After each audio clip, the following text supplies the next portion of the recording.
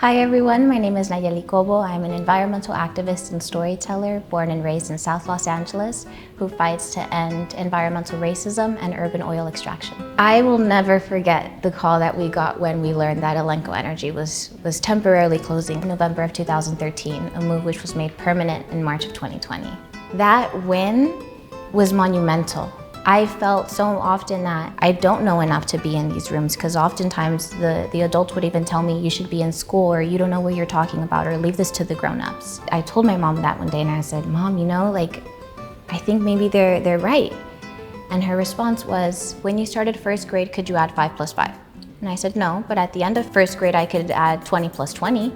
And she said, that's exactly what your activism is. You're taking it one day at a time, doing what you know today, and with what you learn today, you'll show up tomorrow and you'll learn one new thing then. To see how now there are entire international youth conferences being held, how there are now United Nations youth ambassadors, how there are now more and more youth finding their piece of the puzzle and demanding their voice be heard, is beyond inspiring. We have to use our resilience that our ancestors and parents and grandparents have always used and told us about, because now it's our turn to stand up and fight back. Social media is a very important tool when it comes to amplifying our messages and connecting with others across the globe. However, it's very important that we don't get lost in simply posting something on our Instagram stories or on our feed that in and of itself is our activism.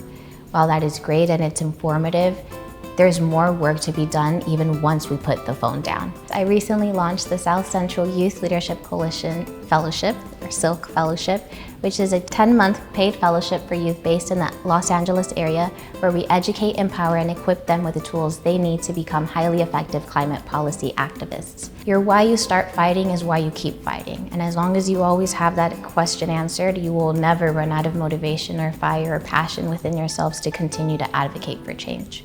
My mom, who is a community health promoter, in and of ourselves, we are like our own little intergenerational duo. She has always told me that I can never let an injustice go by because I'm too afraid to speak out against it. Our love and our joy is our resistance, where we show them that we are not afraid, that we are not silenced, and that we are not weak, but that we will always fight back joyfully and we will always win.